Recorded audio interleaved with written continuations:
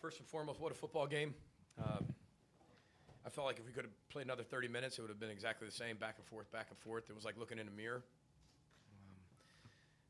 From time of possession to yards to, I mean, it's like looking in a mirror.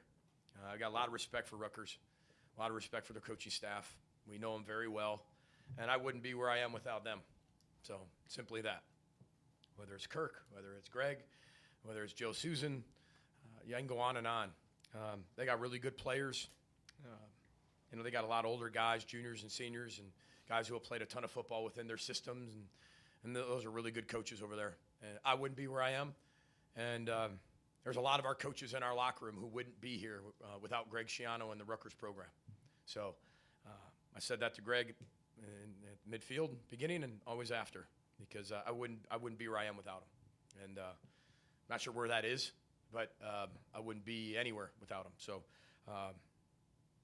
he's an unbelievable man in my life, and it's hard when you play against people that you really love. So, but I'm just glad we scored 3 more points than they did. I really am, and because that was a huge game for us. We talked about one thing coming out of Cal. We talked about this word courage, and it's thoughts, actions, ideas without knowing the result. And I told them to fully commit for 2 weeks to this process that we're about to go through, and be courageous people. And they were. That was a long flight back from Cal. That was a long bye week. There was a lot of soul searching. There were a lot of decisions that had to be made. There was a lot of response. And we said for us to win this game, we're going to have to be really courageous. We're going to have to play with elite how. We're going to have to play with elite response. And then the ball is going to be everything. And both teams played with how. They responded. And the one thing it came down to at the end was the ball. We didn't have any turnovers. They had one. And when you look at that game in a tight one-score game, it comes down to the ball. So there's a lot of amazing things that happened tonight. I could talk about our defense with 7 sacks. Absolutely got after the quarterback. And, that's the intention that you want to, intentionality that you coach with, and the intention you hope your players play with, and they definitely did.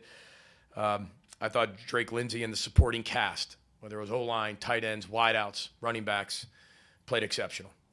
I mean, the kid was 31 of 41, 324 yards, 3 touchdowns, and no picks. I'm going to tell you all again, he's a redshirt freshman. And we talked about it, honestly, of courage back and forth. I think coaches have to have courage to play young players. Jalen Smith, he's a freshman. You got to have a lot of courage to play him in the young players in this new portal world. You can go out and get somebody older until he's a junior. That's not what this program's about. This program has adapted a lot, but I don't change who I am as a person and how I truly believe in what makes development happen. You have to play young players, and we do, and they're going to grow up. This is one victory. We're 1-0. But I have no problem playing young players because I believe in them, and I know our coaching staff does too. This was a player victory.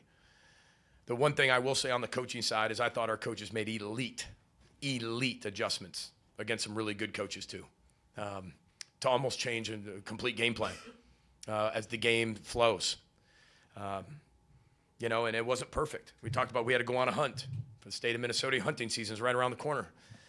And sometimes you let the dogs out of the cage, they're ready to hunt, and you don't see a pheasant, you don't see a deer, you don't see a turkey. I don't know what else you can shoot. I'm not a big hunter. But then you go on to the next scent, and you just keep hunting. Row the boat, hunt, keep hunting, row the boat, same thing. And then they just kept on a different scent, just kept hunting. And that last series said it all. I mean, as we were bending, I don't believe in the bend, don't break. I just believe in the next play. And they made a play the next play. And there was a lot of things, ebbs and flows of the game. I don't believe in momentum. There was ebbs and flows, though. There's ebbs and flows. There's highs, there's lows. But, again, that's why the how, response, and the ball mattered. And got to give them a lot of credit. That's a really good football team. That is a very good football team who does what they do very well. That offense, as we saw for years, is very, very efficient. And you can control the clock. You can control the game as long as you execute, and they did for a lot of the game.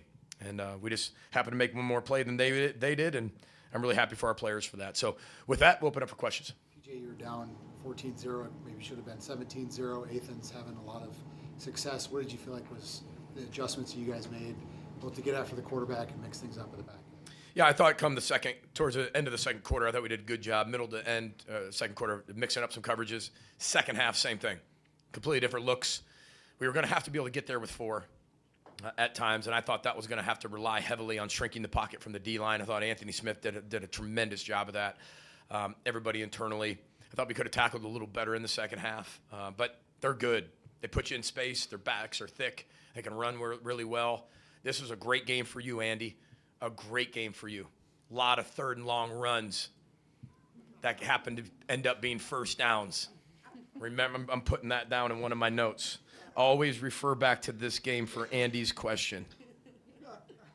But that's what's hard about it. They put you in space. They got really good players. Those 2 wideouts are tremendous. The one in slot, the kid in the slot's really athletic. I thought Danny Collins made incredible halftime adjustments. And so did Coach Harbaugh. We were a completely different team in the second half, as you saw. Right? But we had to get away a little bit from the run. One of our first runs would come out and we would have hit our head on the goalpost. But we slip. And you can't slip. It happens. But we had 2 empty possessions right away, and we're down 14-0 like that. But I'm so proud of our players' resolve. That's what Row the Boat's about. Never give up. Keep rowing. And next play, 1-0, and they fought. Chip. You're down 6.5 minutes to go. What did you see in Derik when you sent him out on the field there? We just said we're putting it on your shoulders, big boy. The faster I can get to saying that, the better we're going to be. But that's Derik. I mean, I told you, Chip, I went to his high school state championship, and he put the entire team on his back. And there weren't a bunch of 5-star people on his team, and there weren't a bunch of people going to Division I schools on his team. It was him. And he elevated everybody's game. And that was our decision at halftime. Put the ball in 5's hands and let 5 go win the game. And I thought the supporting cast did tremendous. Contested catches, understanding situational football, catching, puncturing, moving the chains. I thought he played tremendous. Of course, there was going to be things we learned from, but, I mean, he's 31-41. Didn't throw a pick. Against a really good defense that's really well coached. That puts you in a phone booth a little bit. So, but I love what our guys did. When you look at our receiving core, I mean, Javon Tracy, 6 catches. Mekhi, 5 catches. Jalen, 4 catches. Bibber, 4 catches. You never know when you're going to have 6 or 7 catches. You might have 2 catches one game. You might have 10 catches the next game. But we spread it around. That Jalen Smith's a good player. Told you that. He's a freshman, too. I can go find some seniors. But we believe in our freshmen, believe in our young players. And I thought our coaches did a great job of making some adjustments. PJ, to that point, on the 3 scores in the second half, you guys, between 5 and 7 receivers caught balls on each of those drives. Yeah. Besides that, I thought that was the key, and then a really stout job by the offensive line. Yeah, they didn't allow any pressure on Derik. I thought that was tremendous. Our whole game plan was to keep it pretty balanced and even, and let's go run the ball, and just didn't turn out that way. And you got to be able to swallow that pill and say, all right, talk to the O-line. Listen, guys, this is going to be a throw-in game now. Don't let them touch the quarterback. And they didn't all night. But remember, I told you at the beginning of the year, it's not going to be how Derik plays. For us to have success this year, we don't have a Rashad Bateman. We don't have a Tyler Johnson. We don't have a Daniel Jackson who's got all this pub, and that's the guy who's going to get all these balls. Now, I'm not saying our receivers can't and won't be as good as those guys one day. Brockington's a phenomenal receiver. He's playing at a really high level.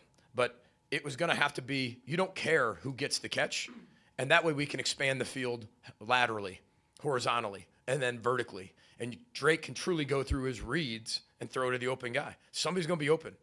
And I thought Derik does such a great job of that. Coach Harbaugh and him have such a great relationship. And sometimes when you have one guy, they can take away one guy.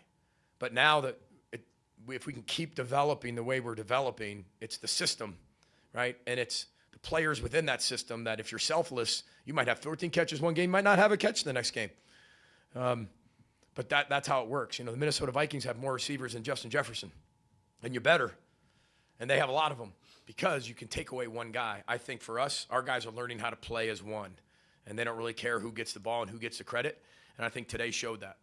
You guys use motion, bunches, stacks. How key was that to being able to set up access and cleaner releases? That was huge for us. And we, there are 2 things. They're playing quarters and they're playing man, and they're keeping everything the same. It looks the same. But the tall tale sign is the motions and the short motions and the reverse motions, because you got to unfold it somehow. because if not, you're going to get outflanked. You better communicate on defense. If you are going to banjo that or you're going to pass that off, that's fine, but you're going to make it look like zone, but it's man, but that's pretty risky with all those types of shifts in motion. So we were able to get a beat on the man zone stuff, and I thought our guys did a tremendous job of using that really wisely. I thought one of the biggest plays in the game was the block field goal. We miss a field goal. They get one blocked. That's football. But you're 100% right. I thought Greg did a great job of being able to peel back the onion and give Drake the keys. A lot of people don't know how much, this is an NFL system. I think Max Brosmer is excelling because of the type of system we have here. But I think that there's certain things that make a quarterback really special. One, run game. Can you get us into the right run call? There's times he has 3 runs he can call at the line of scrimmage. And it's all it's not like, hey, look over here and I'm going to tell you which way to run. He has the choice of that based on him and Greg's talk and experience. And he can get us in the right run. 2, third downs. I thought Drake was tremendous on third down tonight. And then can you go win a game in 2 minutes? Quarterbacks, that's in the NFL, that's how they go get paid. You want to be a $400 million quarterback? Go ahead. Go understand the run game, get us in the right place, go win in 2 minutes, and be really good on third down and move chains. And I think that's what I thought Drake did a tremendous job of today. And, AJ, when it comes to Max Brosmer and his influence on Drake Lindsey and the way he plays in a game like this, how did Max's influence help Drake persevere in this win? I don't think Max ever allowed Drake to be a freshman, a true freshman. Nope. He made attached to his hip. You're going to be the future of this program. If you're going to learn from me, you're not just going to observe. You're not just going to kind of learn from me. I'm going to hold you accountable to learn everything that I know, and you're going to work and learn how to work as an elite player. And I've never seen a kid work like Max Brosmer, ever. And now as I'm watching Drake, it's very similar. It just happens to be 4 years earlier than when we had Max. And it's fun to work with him. Comes from an unbelievable family. Brooke, JD, Amy, they're just incredible people. They raise an unbelievable son that loves to work, that loves ball, and just loves his teammates. He's so fun to be around. As you all know, he doesn't seem like a freshman. And again, this is one game, but this is what our most passing yards or completions? Completions. It's 11 a.m. kickoff on September, whatever. It's fun. I told Heather this, whose birthday's Tuesday, by the way, everybody. She's 35 again. This team's really fun to coach. And I tell her that when I come back from work. And I said, it's really fun. I don't know how many games we're going to win, but they're fun to coach. And because you get to coach them. You don't have to manage them. You're not observing them. You're not just moving them like chess pieces. You're not looking at them as objects. They're people. They're really, really fun people to be around. And as you know, as you've got a chance to be around a lot of our players, they are characters. There's a lot of personality on this football team in a lot of different ways. But I think Drake's done a tremendous – I thought Drake led the team better than he did at Cal. It was a big step in his leadership. He was over on the defensive side. He was over on the offensive side. He got in the huddle, and actually, instead of me going in the huddle, I said, you got him. And then he got in there and took control of the sideline huddle and told him what we were going to go do. Those are big steps in a quarterback's development. Thank you. Can you talk about Coy Parrish's response? I feel like people came down hard on him last week. Yeah, I don't know if the coming down. Look, when you're an elite player, you have to much is given, much is expected, and much is earned, much is expected. He's a phenomenal football player and an unbelievable person, and he loves ball. I think we've watched Coy do so well his freshman year and do all the things he did, and maybe some of the things he didn't do necessarily well last year were all covered up by all the great he did. And he makes a mistake. He makes 2 mistakes. And the world's coming down on him. That's the responsibility and the expectation of an elite player. But I thought his response was unbelievable. All the hidden things he did today. I'm looking at the tackle piece. He had 11 tackles. Unbelievable in the return game. The spirit, the energy. The great thing about Coy with the personality is, I don't think he even remembers the Cal mistakes anymore. You're going to talk about, he's going to be, what are you talking about? And what I love about Coy is his mistakes were, I'm going to go make a play mistake. I'd rather that than a true like, you know what, a give-up mistake, a lazy mistake, an effort mistake. He wanted to make a play. Sometimes you got to live and die by that a little bit because playmakers are playmakers. As long as you don't sacrifice the non-negotiables. His response was unbelievable. That was a really tough few days. I know it was for him. And he had to battle through some things internally for himself because I don't think it ever happened to him like that before. And there was a lot of transparency and honesty. And I thought he responded absolutely elite to it. Couldn't be prouder of him and his family. And that was a really good response from him. And again, he didn't have 3 picks and 2 touchdowns, but he played an elite game, and that was an elite response. But I knew he was going to do that. He's probably better at most people than flushing it onto the next play, onto the next game. How important was it that your offense took control in the third quarter, kept your defense on the sideline? Well, we're talking about on the sideline. We're talking about win in the middle 8, win the middle 8, win the middle 8. Then we don't get the 4th and 1. That was tough. And then they go down and score, so we lose the front end of the middle 8. We lose the front 4. Well, I got back in at halftime, so we got to win the opening 4. We got to at least make the middle 8 a draw, and our players did. They understand situational football, and they understand when I say the middle 8 what I'm talking about. We didn't win the last 4 of the first half, but we won the opening 4 in the second half, and that was the difference. We got scored, then got them to punt. So that was huge, and that was a big swing in the game. Aiden left the game, didn't come back. Do you have an initial diagnosis on him? How's it look? I'm sorry, Aiden. Aiden Gooseby? I don't have an initial diagnosis just yet. It was a leg, but didn't seem too serious from that level. But we'll get a medical report here soon, and I'm sure you'll find out 2 hours before Ohio State, Pierre. So. I've got one for you from someone who really, truly rows the boat. Or your good friend and my friend Jace. He actually wanted to know what My man Jace. My man Jace. No one's more persistent than him. He wanted to know what was going through your head in the last 30 seconds of the game. Somebody make a play. That's exactly Jace went through my head. Because we got so many playmakers, somebody make a play. And I'm just thankful we did. And ball goes through the legs, and they get on it. Hopefully we recover that. But it just extended the field goal, which was great for us. But it was somebody make a play. Somebody make a play. That's when you're really believing in your team. There's 22 guys on the field, and somebody's going to have to make a play. And I thought our guys made one more play than they did. And just so you know, Jace did a tremendous job. We went to a Cub food event, didn't we? And had a great time over there with Cub Food. Great sponsor of ours. And Jace went over there, did a tremendous job speaking in front of 1,000 people and telling his story.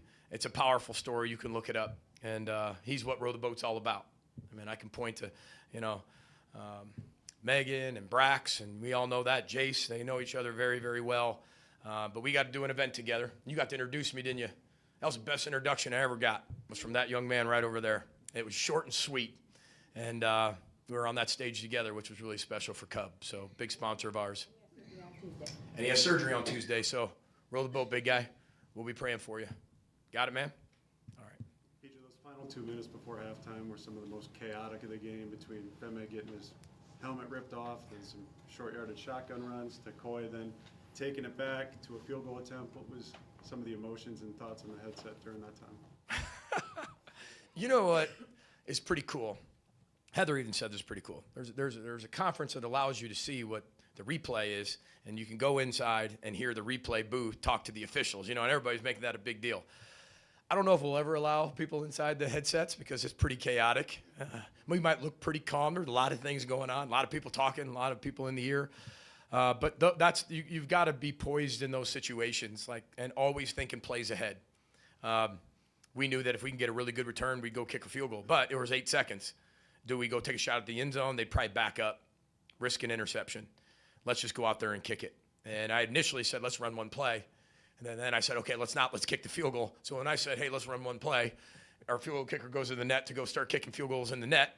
And then we got to run him back on the field after I make a decision to absolutely kick it, because I just didn't want to come away with nothing, and 8 seconds is right on that line. Just depends on what you're going to do. They sit in cover 2, you catch the ball and you're short, the half's over. If you throw the ball deep, which you're going to be able to play, you might have a chance to throw an interception. I thought it was a long enough return by Coy, put us in a really good position. There's helmets getting ripped off, all types of stuff. I mean, I have to look at the review some of the video to give you a better response on some of that stuff. But yeah, but that's what it's about. That's why it's the middle eight. There's a lot of situational football now that the 2-minute warnings here for T2 and T4. T2 meaning the end of a half, T4 end of a game. There's so many situations that has created for college football, especially with the running clock outside of it. So I'm just really proud of our football team. Thought they did everything they needed to do to win. They had the resolve and the courage to keep rowing that boat, and it's a great lesson to everybody. So all it means is we're 1-0 in the Rutgers season. Really proud of our football team. Enjoy our players, and thanks everybody for being here. Last but not least, I just want to thank our crowd. On 11 a.m. kickoff, beautiful day. What energy our fans brought, and our student section. Hope everybody has a wonderful night celebrating, but also really safe. So row the boat, Sky Mago Gophers. Thanks everybody. Thank you, PJ. Thank you.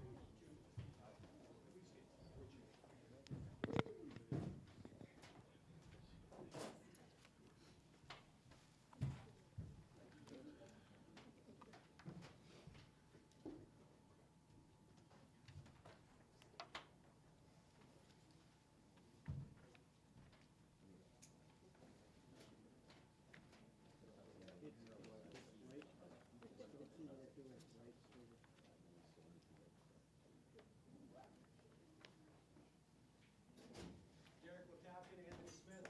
As Derik and Anthony take a seat, we'll go ahead and jump into questions for them.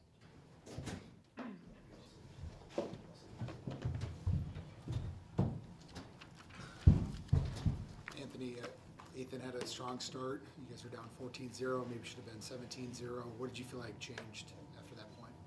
You know, we just made adjustments from the sideline. You know, Ethan's a really good player, and, you know, shout out to him. He prepares like anybody other. But, again, we came to the sideline. You know, we never got too high. We never got too low on ourselves. And at the end of the day, we just needed to respond to every single drive. So that's what we did, respond. Anthony, how key is being able to compress the edge of the pocket, especially in the second half, to be able to, you know, get some of those sacks and pressures? Oh, it was super important. You know, that's the name of the game when we pass rush. You know, you want to collapse the pocket. You know, that affects the quarterback. You know, so everything that we do, how we have to collapse the pocket, you know, and get home at the end of the day. If you collapse the pocket, you know, it's hard for Ethan to throw the ball. Anthony, this team had 7 sacks. You had 1 of them. Take me through your sack and what you saw in that play. Yeah, I've been working a lot of speed rushes this past week. You know, I've watched the film on the tackles, and I definitely thought that I could bite and go on I think it was the right side of the quarterback. So, you know, again, just trusting the process every single week and doing what my pass rush progression is. And so I just bite and go and, you know, use my hands to get on the outside, and I got home. Thank you. What do you think the biggest difference in the defense was from this game to Cal? Our response was really great this game. You know, again, what I keep on just saying, you know, we never got too high, we never got too low, and we just kept on responding. Our coaches are amazing at doing adjustments, and my teammates are amazing at doing the adjustments and playing it as a game. So, again, shout out to my teammates because, you know, they play their butts off every single week, and, you know, we prepare like nobody's other. We're in Thursdays all together as defense at 7 p.m. watching film, go over the plays, you know, calling out the plays. We're going through the game in the film room. So, you know, again, my teammates prepare like no other, and their coaches do no other job adjusting to what we see on the field. Anthony, what was the defensive reaction when that bat snap went through Ethan's feet and ended up a 15-yard loss? Kid in a candy shop, you know, I was 7-year-old Anthony seeing being in the candy store, and he'd say, "Go free." You know, my eyes brightened. I think everybody else did too. You know, so yeah, it was a kid in a candy shop. Hey, Derik, did you have visions when that kick came to you, or? You know, we practice that situational stuff all week, you know. like for me, I just got to get my feet there and see it into the catch. But we also practice ball on the ground every single week. So situation like that, you just got to stay poised and, the ball's the program, take care of the ball, and then get whatever you can. Anthony, what does it do? I know you guys talk about the confidence you have in each other every week, but what does it do to a team when you see that confidence come to fruition, when you see an offense with 6 minutes left or whatever it was, go down the field, give you an opportunity to win the game, and then you guys get a big, like, what does that do for a team, seeing you guys actually apply what you guys talk about all week long? I tell Derik, LeCaptain, every single time that he talks to me, I would run through a brick wall for him, and I would run through a brick wall for anybody on this football team. Drake Lindsey's a great, amazing leader. Our offensive line, they're a bunch of dogs. That's not easy to do, to game in and game out. And the support staff, seriously, they can't be better. So, we're blessed to have a great support staff, a great football team, and we just keep on responding, and that's how you win football games. You guys have a difficult game coming up next week. How are you preparing for that, and what do you think this win means kind of for that game? We're going to celebrate the win today, but tomorrow we're going to come and watch film, see what goes on. They play at night, or they play Washington, and so, watching that game, see what we can do. We'll see what we can do better from this game, and, respond and play our game. How does a win like this get you on the right start in Big Ten play? What does it mean for the long term for this season? It's always good to win. Winning's not easy. Winning's one of the hardest things to do in football. So, again, just having the confidence that, that we can win, and doing the stuff that we know that we can do right to win the game, that's really it's a big confidence booster for us. Have you seen Devin Williams, Anthony, and kind of how he's been able to progress and made the linebacker room? Bunch of dog. Yeah, it's so fun to play behind Devin. He makes me ready if I mess up. He's the one coming off the edge, or he's coming in inside to make a play. So it makes my job really easy. And I want my best. I want to do my best to make his life easy. But seriously, it's so easy to make his life. It's easy to make my job easy when he's doing the right stuff and I'm doing my right stuff. Derik, special teams had a good game today. Did you guys figure you kicked it up a notch today? I think nothing really changed in terms of our process, how we prepare for games each week. We know that as a special teams, our job is to bridge the gap between offense and defense. I just think today, our detail was there, and the biggest thing is our how was there, which is the most important thing. Because special teams, a lot of stuff can happen, like you saw today. A lot of different situations occur. There's good plays, there's hard plays, there's everything in between. But ultimately, effort is everything in a special teams play. And throughout the game, I feel like we did a great job playing with how, being aware of the situations, and ultimately had a good day for ourselves. Anthony, your offense had those 2 long drives in the third quarter. What did that mean to you guys on the defensive side? Being able to be on the bench, having the offense put together a long drive, that's really special for us because we can get our legs back. We got to play all 60 minutes, and so do they. And so, giving us a little break on the defensive side, it's pretty nice. And again, we got a bunch of dogs on the offensive side that keep the drives keep on going. So we were really appreciative then. We had to get one back for them. Derik, as a 7th-year guy and having the delusional goals before the year and coming off Cal with the bye week, how does that kind of compare to coming off other losses? Yeah, I know in my time here, 7 years, you've been a part of triumphant wins and really hard losses. And I think the biggest thing is, just our process. And no matter what, if it's coming off a win, coming off a loss, coming off a bye week, our process stays consistent. And I think it really comes down to, Coach always talks about, if we want to be a great team, we have to be player-led. And I've really felt through the last 2 weeks we've kind of taken that step where we're more player-led. Like Anthony said, Thursday night defense is getting together, going through games, players only, bringing food for each other, all that type of stuff. So just taking those small steps, and ultimately it's our team as the players, so it's up to us to lead and set the standard. So I'd say that's kind of was the biggest thing for us leading up to this week, and that's what we need to do moving forward. All right, thank you guys. Appreciate it. Thank you guys. Thank you guys. Appreciate Appreciate it. it. Drake, Lemecki, and Jalen, in a moment. Bunch of dogs. I like the shoes, Anthony.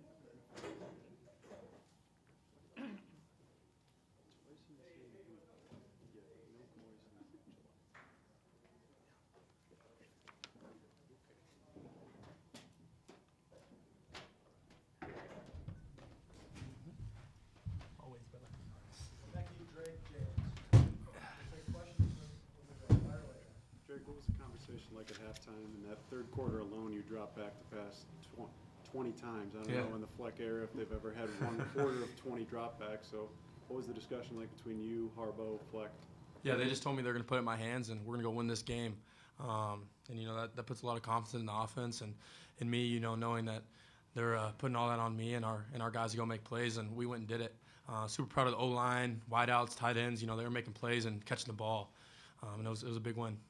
Drake, Fleck said he said the same thing to you when you go out there for that last drive and down 4, 6.5 minutes. Kind of what was your mindset taking the field there?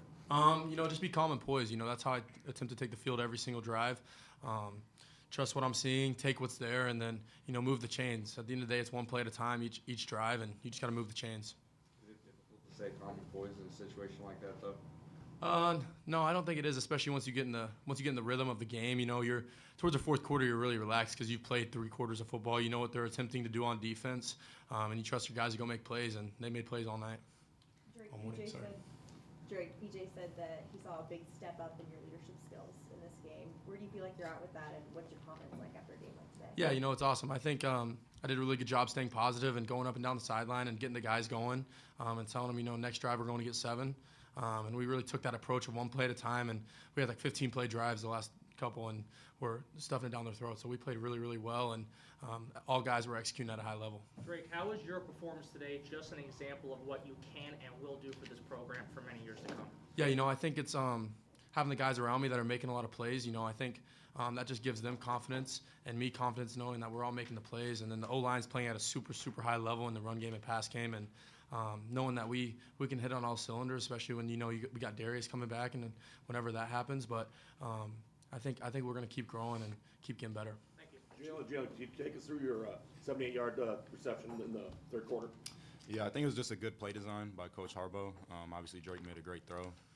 And then all of other wideouts, you know, doing their assignment, running the right routes to create space. And from there, the easy part is just, you know, executing and making the play. And again, just a good throw, good play design. So, yeah. Did you get a horse collar on that tackle? I'm not sure. It didn't get called, so I guess not. But regardless, you just got to go make a play. So. Drake and LeCaptain, between the two of you, about 17 targets and about 16 catches in the last 2 games. You guys just clicking? Yeah, I think it's just a lot of trust. You know, Mekhi's always in the right spots. You know, you can see in his eyes, he always knows his assignment, always knows what's happening, knows what they're about to do. So I think when you have that chemistry, when you look at each other and you just know that I'm going to put it where he needs to go get it and he's going to be in that spot, it's just a lot of confidence with each other. Jalen, and you touched on it, looked like Drake checked to something. Did you know the ball was coming? It was just some communication between me and him. You know, he recognized that the corner was off, and I think that's something about him that he does at a high level is he recognizes things like that. And, you know, he made the decision to throw the ball my way and, again, just make the play, execute, trust what we put in. And, yeah, it was just a good check by Drake, you know, recognizing that situation. Drake, 7 different players had at least 3 catches. As a quarterback, how much of a benefit is that when you know you can go to a bunch of different guys and different reads? Yeah, you know, I think that's a test of the offseason and how much work we put in together, understanding how people run routes, getting on the same page with them, meeting with them, making sure they're attempting to think like how I'm thinking back there. I think that's the biggest thing because at the end of the day, they got to see what I see. So either telling them in the huddle what we think's about to come and then telling them they got a shot to get the ball here, or right when the ball snapped, just giving them a little look or whatever it is. Just, you know, making sure all my playmakers are aligned with me and they're going to go make plays. Mickey, you've had a number of different quarterbacks here at Minnesota. How does Drake stand out? I would like to say that Drake took a big leadership role from the previous quarterback, Matt Brosmer, and him being able to step up in the position that he's in.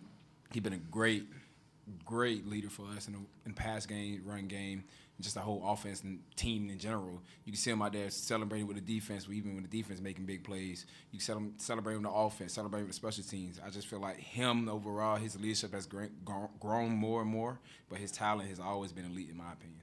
Jalen, I thought another part of that big play of yours was the runs after the catch. So something you guys work on to you broke some tackles. And I think that's just trusting the training.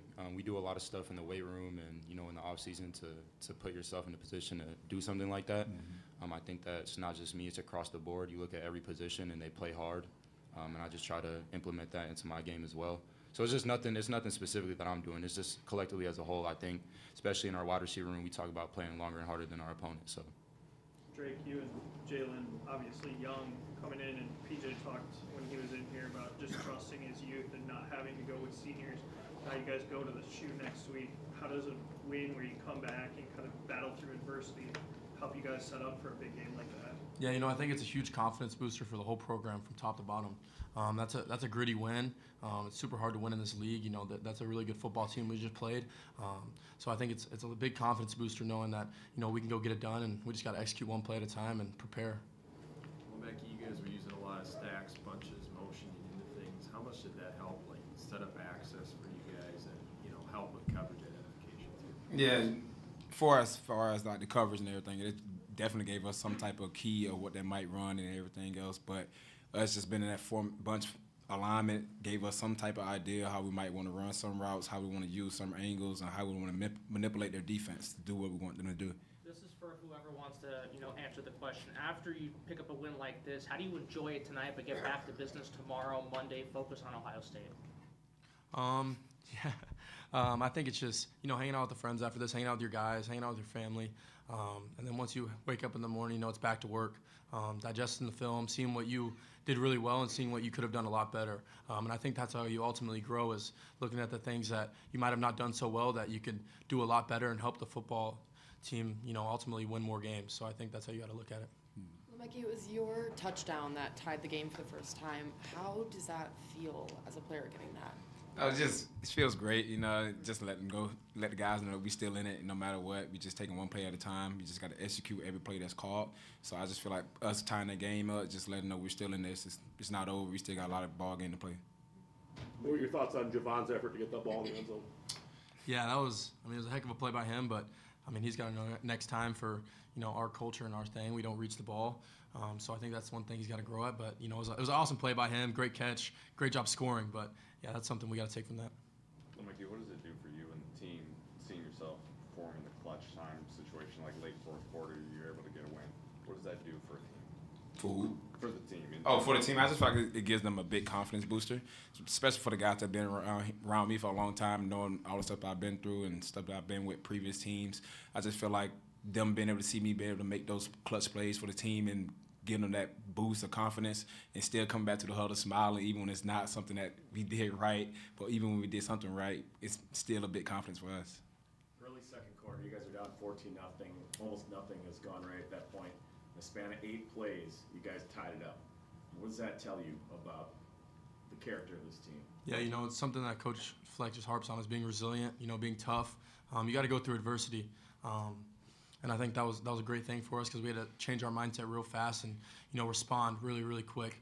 And that's a credit to the defense, creating a turnover, and then us just having confidence in one another and, one play at a time mentality and going and putting it in the end zone. Jake, what's it like when you get the play call and take one of those shot plays down the field, the quarterback knowing you're going to? Yeah, it's really exciting. I obviously like to throw the ball down the field, but you got to take what they give you. And I was seeing it well. Our wideouts were moving down the field. Jalen on his post had like 3 or 4 yards of separation.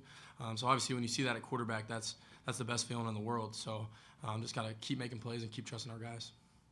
Jalen, one of the things that PJ talked about was his faith and confidence in the freshmen on the field. And I'm curious for you, how that feels as a player and what he does to help your confidence out there. Yeah, it feels good knowing that your coaching staff has trust in you alongside your teammates. I think the coaching staff has done a really good job at putting me in positions to go make plays and not, putting me in a position that they don't think I can succeed in. They put me on the field because they believe in what I can do.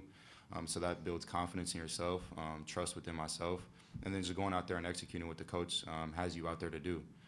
Again, like I said, they put you out there for a reason. So just going out there and executing one play at a time. Any more questions?